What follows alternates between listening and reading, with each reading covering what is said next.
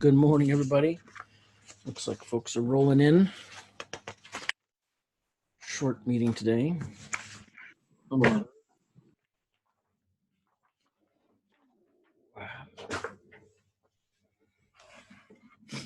It's feeling like fall in Camarillo. It's cool this morning. I had to put on a fleece jacket in my desk because my windows are open.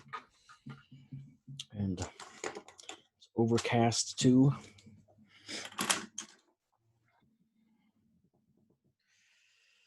All right, we'll give people a couple more minutes to join in before we start talking. Why don't I? Let's see if I can share my iPad today.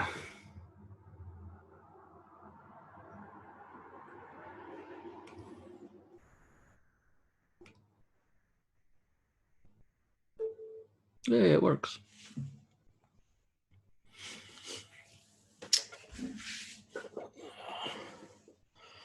How's everybody today? Doing good. Thanks for asking.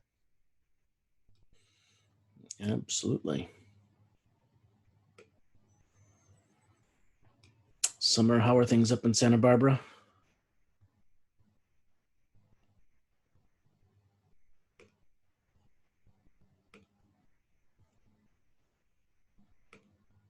Maybe Summer can't hear me. Sorry, I'm here now. What'd you say? Oh, no, I said, how are things up in Santa Barbara? Probably like same as Camarillo. It's like super foggy, but Yeah. yesterday it got really hot, like midday. Yeah?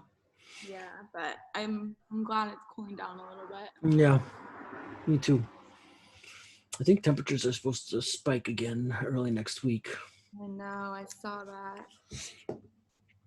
Fingers crossed that it won't be too bad, won't last too long. Yeah. Right. Well, maybe we should just start talking. I'm having some tech issues that's slowing me down. I'm having some issues with Canvas and grading learning target quizzes.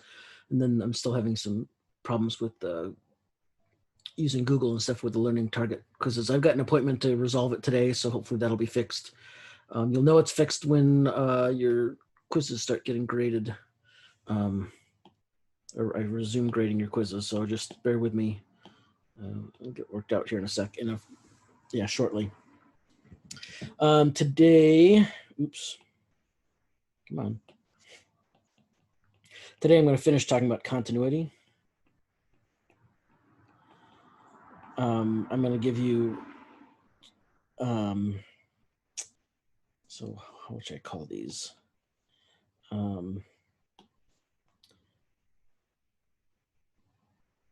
Well, we'll talk about the intermediate value theorem, which is an important result. And then we're going to talk about some algebraic properties of limits. No, not limits, continuous functions.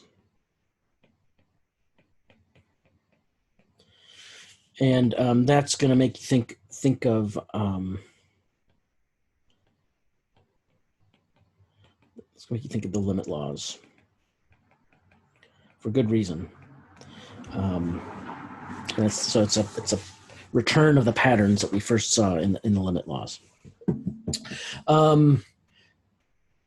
So other things to say about where we are now is next we're heading into chapter 3, where we're going to start talking about differentiation. So now is a good time to start reading ahead, chapter 3, like the first couple sections. I might get to start talking about it a little bit today, namely rates of change.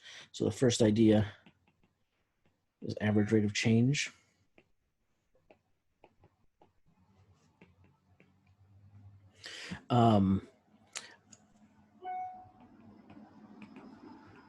One of my things I need to do is add to the syllabus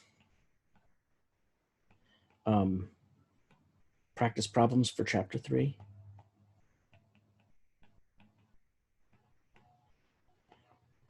So I will post those to the canvas when I get them done, and that'll happen in the next couple of days. Yeah, and I looked at the calendar this morning, and we're just a little bit behind where I wanted to be.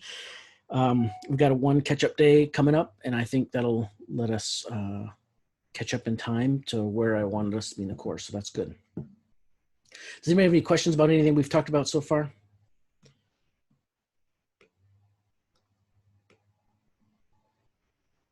Everybody feels okay with where we are? Any questions about anything? When you're talking about like the algebraic properties, are you talking about like limits on infinity, like with quotients and like solving for their limits, or are you talking about something else? So when I referred to these limit laws, remember I said that we had a theorem that said if the limit is x goes to c of f of x is L, and the limit as x goes to c of g of x is M, then the limit as x goes to c of the sum of the two functions is the sum of the limits. This is the sense in which I mean that it's algebraic, because what's kind of happening here on the left is we're distributing the limit across this plus sign. And so it's like saying the limit of the sum, well, it is saying the limit of the sum is the sum of the limits. Okay, so it's that property that's algebraic. It feels algebraic. It is algebraic. Okay, it's like a distributive property of the limit. Does that answer your question? Yeah. Okay. And so we'll see something like this for continuous functions too today. Okay, any other questions?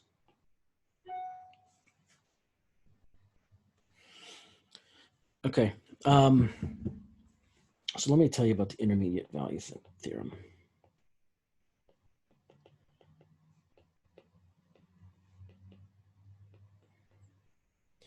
And first I'm going to tell you what it means, and then I'll state it. The important thing is knowing what it means, okay? Because if you know what it means, then you'll know how to use it. A lot of times people will be taking calculus, and when they see a problem that requires the intermediate value theorem, it'll just feel so weird and so different. So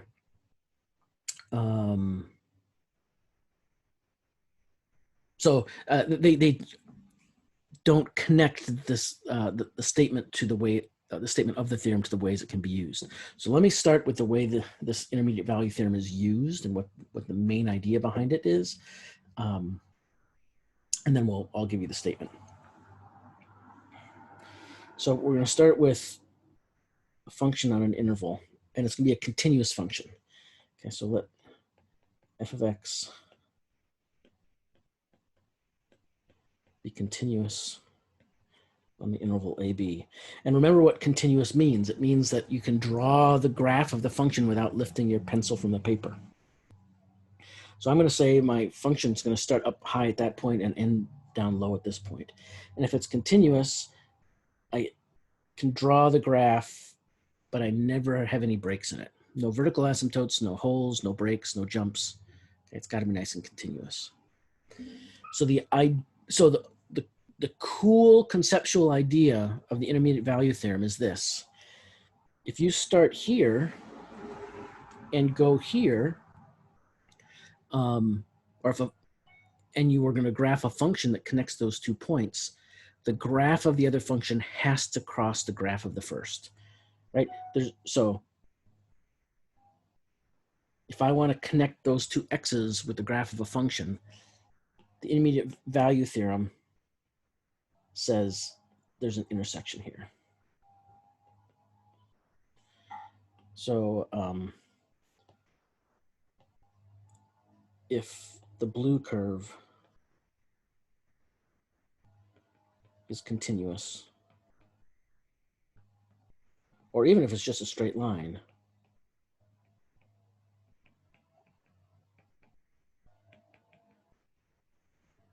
then the two curves must intersect. Okay, that's what the intermediate value theorem says. This picture, there must be an intersection point. Okay. So there's this deep idea that there are no holes in the real line. So if you draw a real axis, there's not going to be any holes in there. So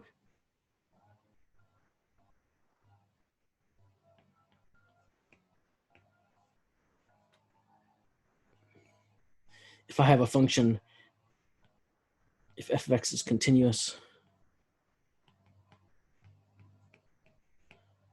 on the interval AB, and if f of A is bigger than 0 and f of B is less than 0, okay, what happens? Well, f of A is up here, f of B is down here. My function has to connect those two x's. So there must be an intersection of the graph and the real line. There's a point where they intersect. Okay, and if we call that point C, then when you intersect the real line, when a graph like this, that's a place where C equals 0. So this is a classic way that the intermediate value theorem is used. Okay, showing that a function has a 0. But the main idea behind the intermediate value theorem is that the real line has no holes. And keep in mind, the graph of a function is just kind of moving the real line up to where the values of the function are. Okay. So this is just a curvy copy of the real line. And so if your function is continuous, your graph isn't going to have any holes either. Okay. So when we do like the interval for a continuous line, should we be using brackets or parentheses? It depends, right? So the parentheses means I'm not including the endpoints, right? So I guess my picture was a little confusing and maybe contradictory, right? If I'd done this properly, I should have put an open thing right there, correct? So I don't know if that's what you're seeing. That's a more proper way to draw the graph.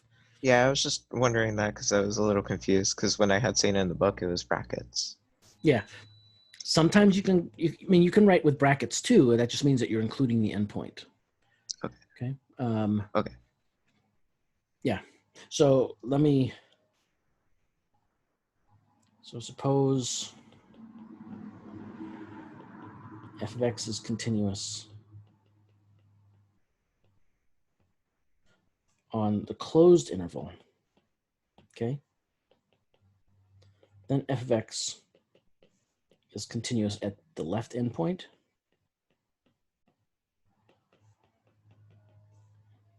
Right here. So what does that mean?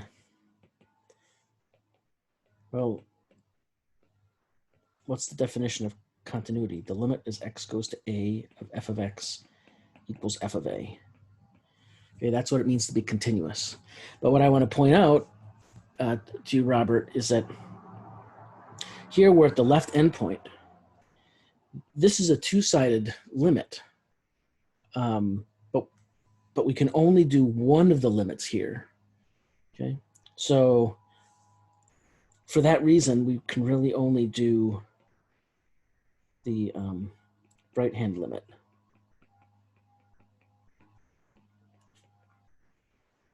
Because the other one, the left-hand limit, or the limit from below, isn't defined.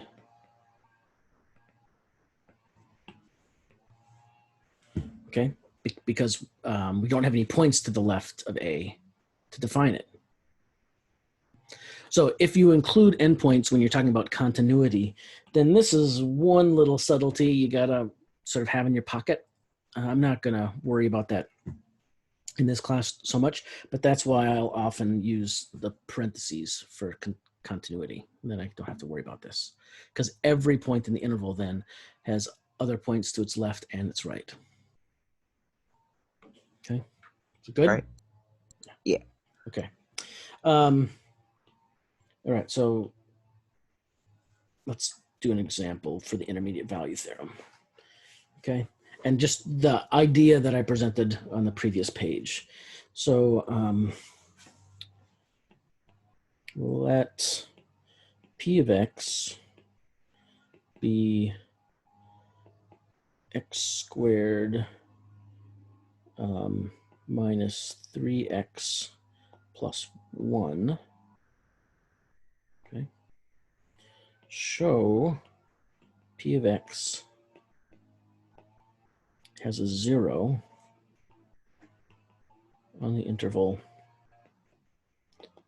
0, 1. All right.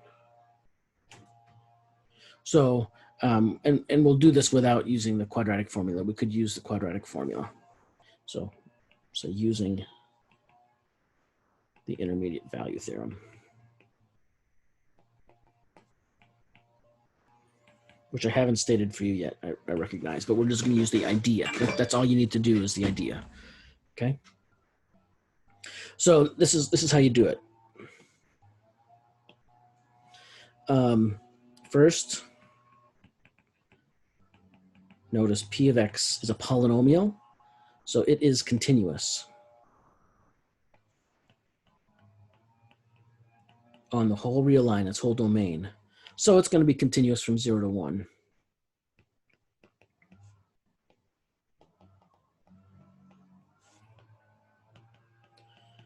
Okay. The second thing you notice, look at the values of the polynomial at the endpoints of my interval. So you plug in 0 to the polynomial, and what do you get? That's usually pretty easy, right? It's just going to be the constant term. And then if you plug in the number 1, it looks like we're going to get 1 minus 3 plus 1. So that's going to be negative 1. Okay. So in your mind, you should be thinking, oh, what does the graph of that look like? You know, or rather, you should be thinking, we want to show the P of X has a 0, right? And that means that there's some number C, where if I plug it in to the polynomial, I'll get out 0. And here, we know at the left endpoint of our interval, our function value is at 1. And at the right endpoint of our interval, the function value is negative. It's at negative 1. And so the graph starts above the x-axis. It ends below the x-axis. So somewhere in between those, it must cross the x-axis. So by the intermediate value theorem, the graph of P must cross the x-axis. I know I'm getting down to the bottom of the screen, but I'm just going to write one more sentence. It crosses the x-axis somewhere between 0 and 1. Okay.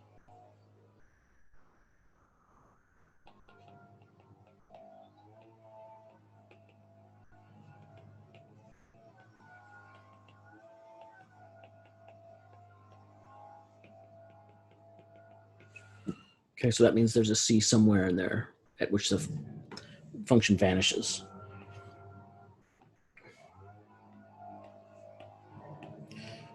And the picture would look something like this. And we know the graph goes from one value to the next one. So it has to cross the x-axis.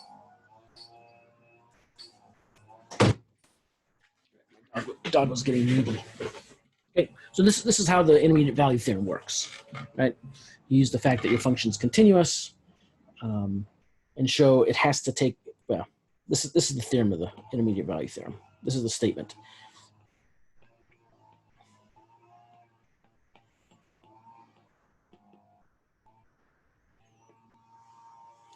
Okay, let f of x be continuous on an interval from a to b. Let L be a number between the value of the function at the endpoints of the interval, then there exists a number C in the interval at which f of C equals L. Okay, that's what the intermediate value theorem says. Okay. And in our picture over here, in our sketch, that's where the C was.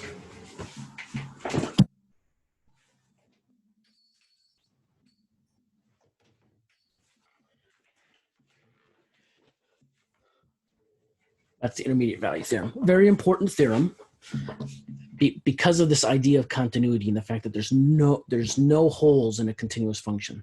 There's no holes in the real line, right? The real line is like the graph of y equals 0. Another important fact about the intermediate value theorem, and we'll probably see a couple more like this, is that this is called an existence theorem.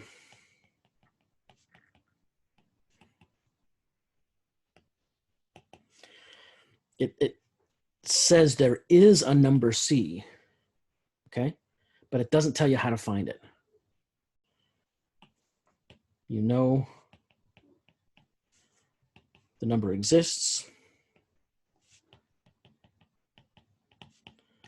but the theorem doesn't tell you how to find it, nor does the proof.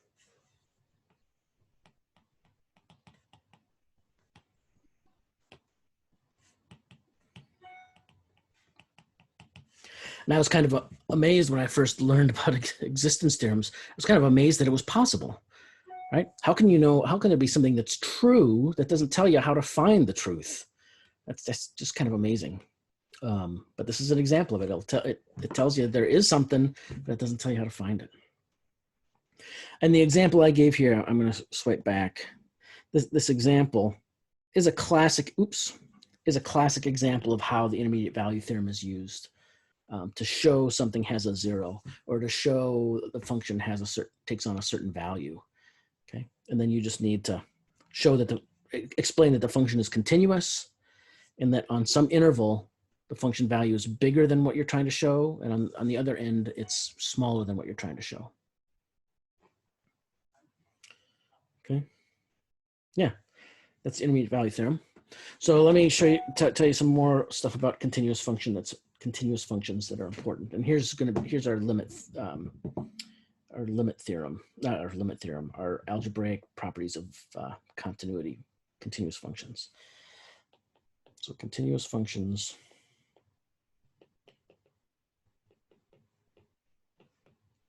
are well behaved. Okay. They like algebra and they follow algebra. So here's the theorem. Suppose f of x is continuous at x equals c, and g of x is continuous at x equals c. And we're also going to let k be some constant. It's a constant real number. Okay. Then we can say the following.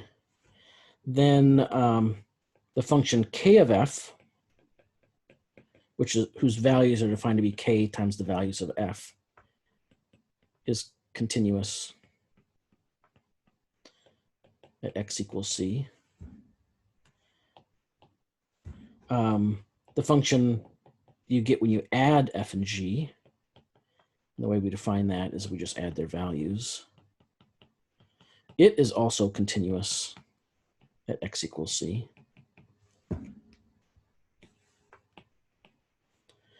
The function we get called the product function, that's defined, whose values are just the product of the values of the two functions, it is continuous at c.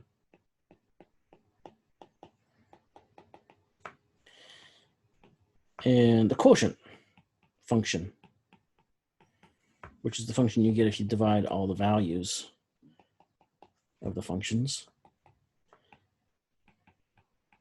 is continuous at x equals c.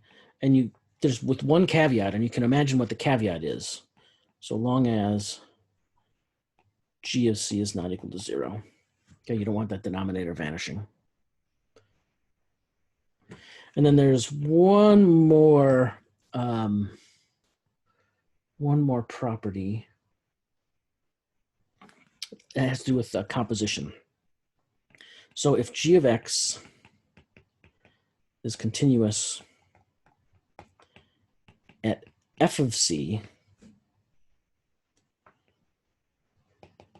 and if the composition is defined near x equals c, then the composition is continuous at x equals c.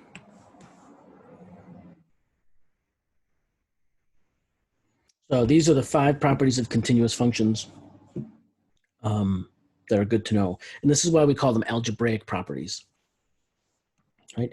Because here, f plus g, that's an algebraic combination of 2 functions. So the sum of 2 continuous functions is continuous. The product of 2 continuous functions is a continuous function. The quotient of 2 continuous functions is quotient as long as you're not dividing by 0. A multiple of a continuous function is continuous. And then continuity behaves well under composition. Okay. So let me make 2 remarks about this.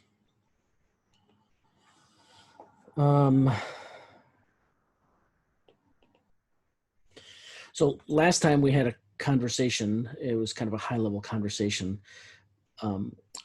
It was trying to connect with what we knew about other families of functions to this idea of continuity. Okay, we've proved that polynomials and rational functions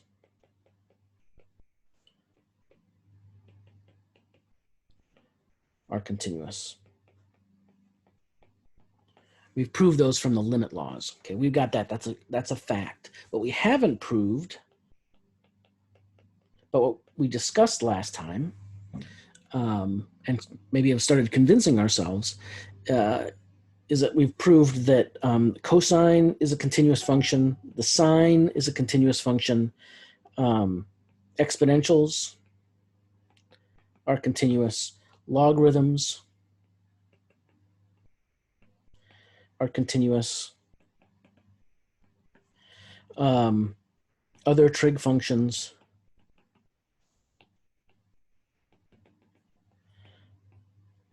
have intervals of continuity.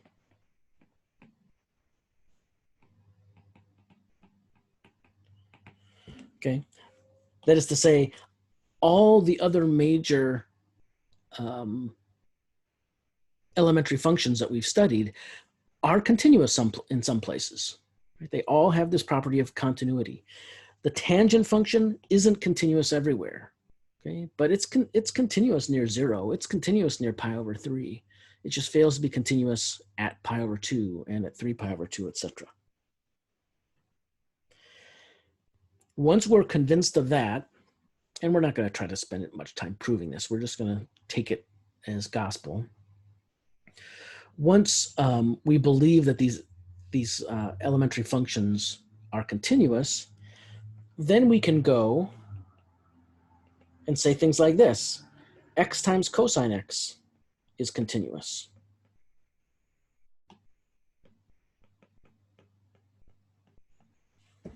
Okay. Why is it continuous? Well, it's not an elementary function, but it's a polynomial times a continuous trig function, right? It's a product of 2 continuous functions. So by the previous theorem, this product is going to be continuous.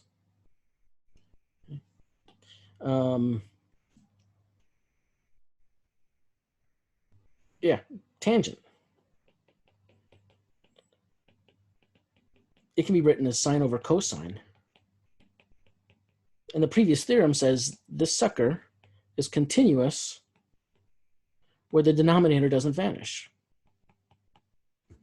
Okay. So the previous theorem tells us tangent is mostly continuous. And it tells us where it fails to be continuous. So that's cool. That previous theorem is really cool. There's another cool function called the hyperbolic cosine, which is the average of e to the x and e to the minus x. Well, it's continuous, right? The hyperbolic cosine is continuous because it can be built out of the sum of two continuous functions and then multiply that by a constant. So this is an algebraic combination of continuous things. So it's going to be continuous. So the theorem that I just stated, this algebraic properties of continuity, it's a hugely important theorem for us because it tells us how to recognize when other functions are continuous. Okay, and continuity is going to be a real basic property for us, something that we're going to hope all the functions that we work with are continuous. And you know how to recognize when functions are continuous because you know the definition. Right? You know, I'll write it in blue. You know that a function is continuous at C if when you take the limit, you can use naive evaluation. Okay? This is the defining characteristic of continuity.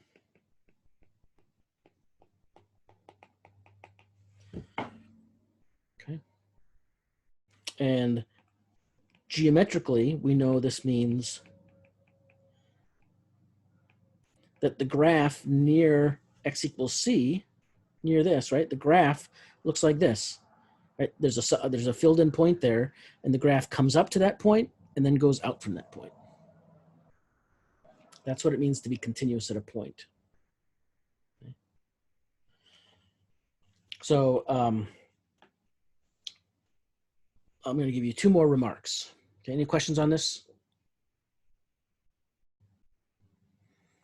Okay, two more remarks. Remark 2. The previous theorem, the algebraic properties of continuity theorem, is true if we replace continuous at a point, which I just defined in the previous slide in blue, with the phrase continuous on an interval AB, which I defined last time. Okay. Now the tricky one, note, the tricky one is the last one, the fifth one, where you do composition.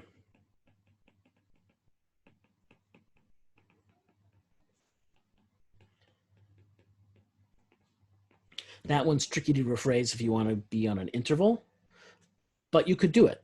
You could rephrase it if you tried, and it might be a good practice for you to wrap your brain around the subtleties of working with compositions of functions.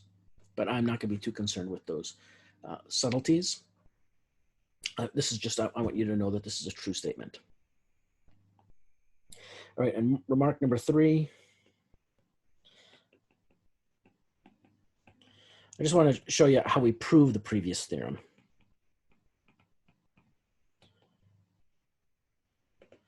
Okay, and the proof is really easy for all 5 of those statements. I guess the last, well, maybe even the last statement, the 5th statement is kind of easy. But I'm going to convince you that the proof is pretty easy, and I'll prove maybe 2 of them.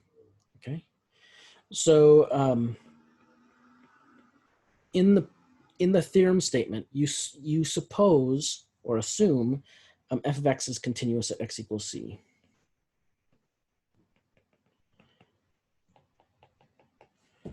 Okay, so what does that mean? This means Well, by the definition of continuity at a point, it means that the limit is x goes to c of fx equals f of c. Okay, so statement number 1 in the theorem said for a constant k, if you define a multiple of a function, k times f, as k times the output of all the f's, then this function is going to be continuous at x equals c.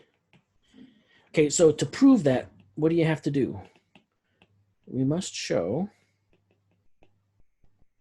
that the limit as x goes to c of this k times f function is k times f at c. That's the definition of continuity at a point. So notice that k times f of x, of course, is by definition k times f of x. So you could rewrite both sides of this equation a little simpler. But the left-hand side looks like this. The limit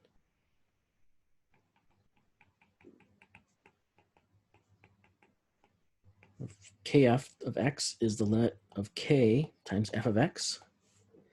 And so now here's the trick. Here's the trick on all these proofs of all those properties, is that you have to recognize that you're taking the limit of this thing, and we have limit theorems. Okay. So we've proved that the limit of a constant times a function is already the constant times the limit of the function, right? We already have a theorem that says we can pull that constant out. And what does that get us? Well, the limit as x goes to c of f of x, that we're given, we assume in our theorem that that's just f of c. And then we finally rewrite k times f of c using the definition of the product function right here. And there we go. We showed that the limit of kf, or the limit as x goes to c of k times f of x is k times f of c. This shows that the function k times f of x is continuous at x equals c. All right, and that's the proof of number 1, theorem part 1.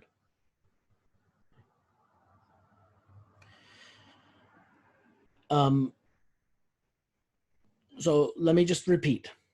The key idea here is using the limit theorem that we already had from limits. We want to prove this. Okay, so that's why we start here. And then we rewrite using the definition of this multiple of a function. And then we use the limit theorem.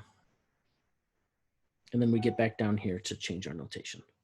Okay. So the key in the proof of all of the items in the algebraic property of continuous functions are using the limit theorems.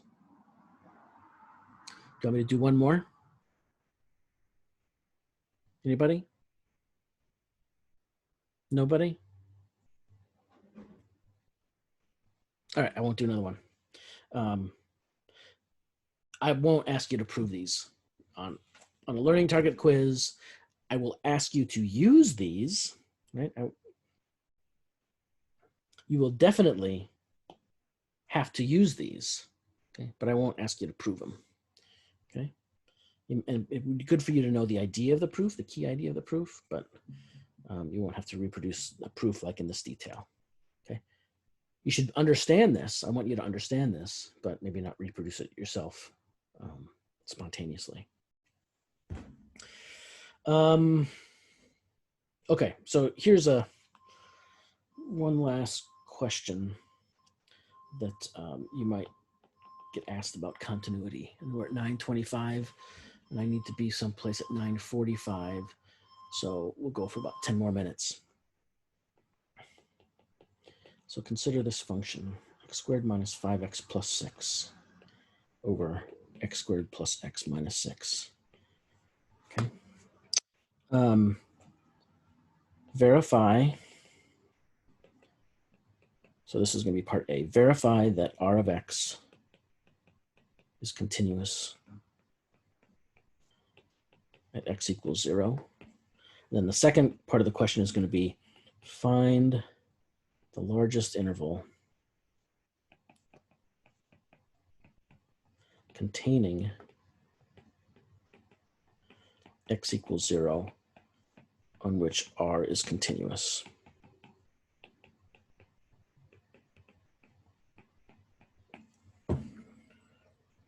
So this is what I want us to do. And so this is the way it works. All right, we want to verify that this function is continuous at x equals 0. Well, with the continuity theorem we just talked about, this is a rational function. It's the quotient of two polynomial functions. I know quotients are continuous whenever the numerator and the denominator are continuous, and polynomials are always continuous. The one caveat is that we want to avoid when the denominator isn't 0. Okay, so the only bad thing that could happen is if at x equals 0, my denominator vanishes. Okay, so let's check x squared plus x minus 6 at x equals 0. What do we get?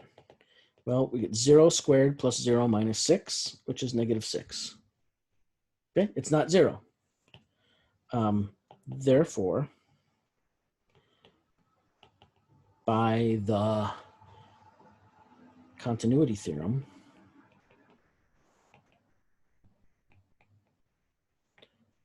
we know R of x is continuous at x equals 0. It's as easy as that. Just show that the denominator doesn't vanish. Okay?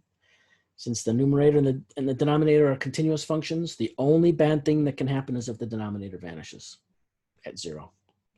Okay. Are there places where the denominator vanishes? We'll see in a second. Absolutely, there are places. But x equals 0 is not one of them. Okay, any questions about that?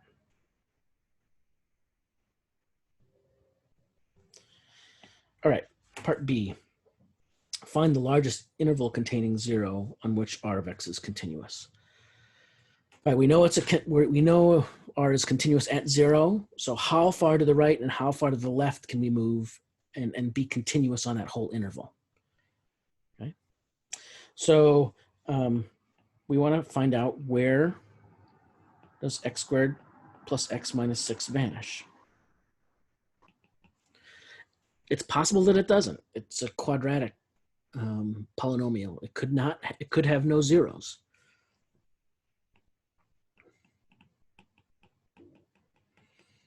Let's see if it does. I'm going to use a quadratic formula. So x equals negative b plus or minus root b squared minus 4ac all over 2a. So I get 1/2 times minus 1 plus or minus square root of 25. So that's going to be 5. So 1/2 of 4 or 1/2 of minus 6. So 2 or minus 3. That's where my denominator vanishes. So it does vanish, and these are where it vanishes. So on the number line, those are bad points. 0 is somewhere in between, right? 0 is right here. But it looks like from 0, I can go all the way up to 2 and all the way down to negative 3. And on that interval, my function's continuous. So as long as I don't include the endpoints, I'm good, right? So that's the answer, right? That's the largest interval containing 0 on which the polynomial or the rational function is continuous. It's also continuous from negative 3 to negative infinity. And it's also continuous from 2 to positive infinity. And both of those are bigger intervals than -3 to 2, but neither of them contain the number 0. Right? That's an important part of the question. You know, the rational function is continuous from -1 to 1.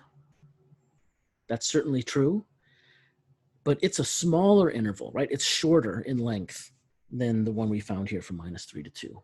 So the biggest I can possibly get is that interval. Okay. All right. Any questions on continuity?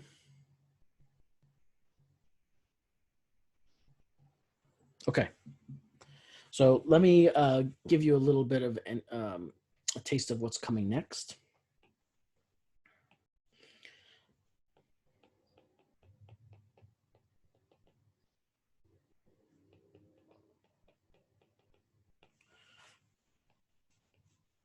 And so when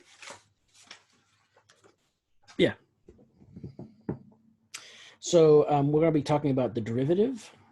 That's the next major idea, and rates of change. And these two ideas are closely related to one another. In fact, you know, some people might call them synonymous, and we'll understand what these terms mean probably pretty soon. But let me tell you what we've been studying so far, and then how differentiation is going to build on that. So we've been studying limits, and we've just gotten done talking about continuity. But here's a picture of a graph of a function that's continuous at c. Okay. And when we say the limit as x goes to c of f of x equals f of c, right? That's what it means for things to be continuous. This statement tells us what f of x is doing near x equals c. Okay, it's telling us the function values are getting closer and closer to f of c as x gets closer and closer to c. Okay. Now, this statement doesn't have as much information in it as you think, right? This picture is one thing that could be happening. Another thing that could be happening is this. Another thing that could be happening is this. Another thing that could be happening is this, right? And all of those could be happening with the same input and output values. Okay. So if somebody just gives you a limit statement, it doesn't let you distinguish between these four things that could be happening. Okay. So differentiation is now going to start allowing us to add in some new information to a limit statement like that and get more information from a function. Now, just keep in mind, I'm drawing all kinds of pictures, but when we actually compute a limit, say with a naive evaluation of a limit, it's just algebraic, right? You're just plugging and chugging. You're not getting a picture of the function. You're just kind of plugging and chugging. And so the information you're getting from that process is very limited. There could be a lot more stuff going on. So differentiation is another algorithmic process that will add in some more information. And it's based on the following idea. So we're going to have a situation where we've got a continuous function at c. Okay. Now I'm going to ask the following question. What happens if I increase my input by some amount? Okay.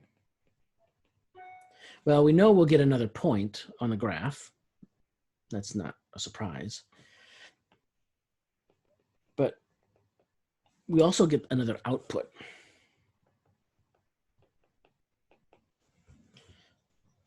Let me rewrite that because it's kind of hard to see.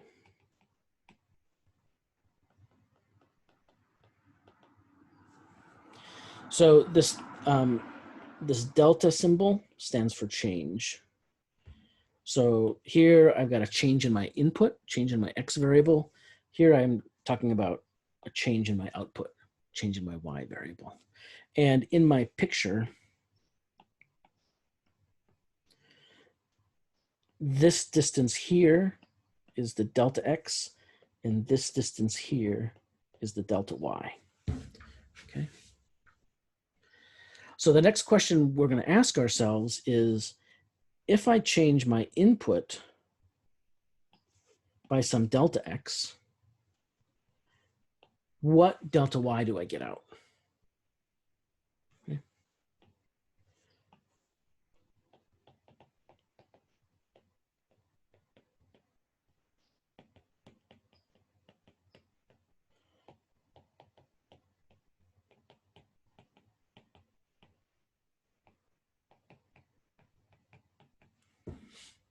So that's the next question we're going to tackle. Okay. We know that at C, my function value is f of C, and we know it's continuous there. Now I'm going to add on to that. Well, what happens if I increase my input a little bit? And just so you know, our delta X could be negative. We could go that way. That's legit.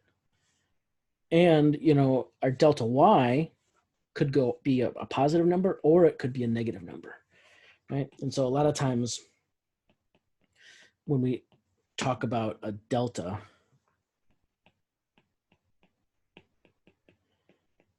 we think about it as a difference between the new and the old.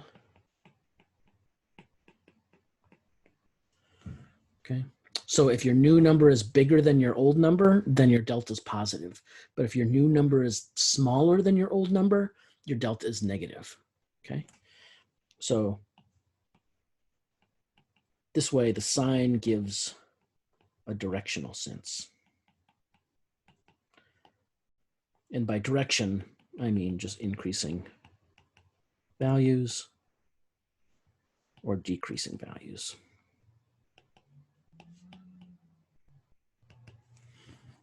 Okay. So let me show you a quick example.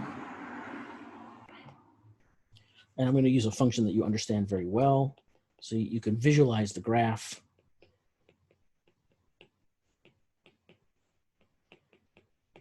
So let's consider the function x squared, the squaring function, when the input is 1. The squaring function is a polynomial. We know it's continuous everywhere. So in particular, it's continuous at c equals 1. F of c, which is f of 1, is 1 squared, which is 1. Okay, so we know the graph goes through the point 1, 1. Now I'm going to ask, what happens if I increase the input starting at c equals 1 by something? So let's say delta x is 1. Okay, so I'm going to increase c by 1. So my new input is going to be c plus delta x. And so that's going to be 1 plus 1. It's going to be 2. Okay. So my function value at the new input is f of 2. That's a squaring function. So I get 4. Right? So what's my change in my y value? Well, it's my new y value minus my previous y value, right? Because my previous y value is 1. So in this case, I see my delta y is 3. Okay? All right, just to recap, I asked, what happens if delta x equals 1? I'm going to increase my input by 1. Well, we just calculated that delta x is 3. So the way we're going to keep track of this is we're going to look at this ratio. So for us, the ratio is 3 to 1, and we get 3. And so the way we do this is that we say like f of x multiplied the input by 3 to get the output. Okay, so something about the function is multiplying the effect of the change. Okay, it's like a magnifier. So let's do two more and then we'll call it a day. Let's do delta x equals -1. Okay, then c plus delta x is 1 plus -1, which is 0. So then f of 0 is 0. So delta y is the new y value minus the old y value, which was 1. So it's -1. And so this ratio, delta y over delta x, is, what did I say? -1 over -1, which is 1. Okay. So it seems like the direction we go makes a difference, right? If I'm increasing from c, my function multiplies the effect. When I'm decreasing from c equals 1, my function is kind of not multiplying. It's just letting it be the same. So one more experiment. Let's try delta x equals 1/2. So we'll go back in the positive direction. And let's see if we get 3/2. See if it's still multiplying by 3. Okay, so c plus delta x is 1 plus 1/2, which is 3/2. So my function value at 3/2 now is, well, we square it. So that's 9/4. So what's delta y? Well, it's my new y value, which is 9/4, minus my old value, which is 1. Okay, well, 1 is 4/4. So I get 5/4. Oh, look at that. So delta y over delta x is 5/4 over 1/2. Okay, so when we divide by a fraction, the same thing as multiplying and inverting. So I get 5/2. Okay, and if you want, that's exactly the same as 2.5. So this is interesting. If I go up by only 1/2, my function's only, it's still multiplying multiplying the change, but now it's multiplying it only by 2.5, not by 3. So we're going to keep talking about this next time, and it's going to, what I've just been computing here is what's called the average rate of change. Okay, and the average rate of change is, the rate of change is this multiplier that we're talking about. And the average here has to do with the size of the delta x. Okay. Yeah, and then we'll build on this idea as we go forward. So start looking at chapter 3, probably taking a look at the first 2 sections. I'll give you some problems to practice and to work, and then we'll just keep on keeping on. And watch for a campus announcement today when I've fixed these problems with my technology. Okay? All right, that's it. I'm going to stop sharing this. Thanks, folks. I will see you today. See, today's Wednesday, right? So I will see you guys on Monday. Stay safe. Stay healthy. Holler if you got questions. Thank you.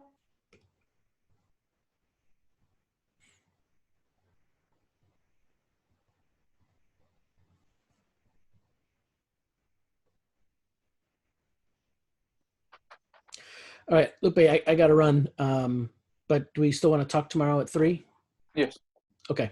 I'll see you then. Okay.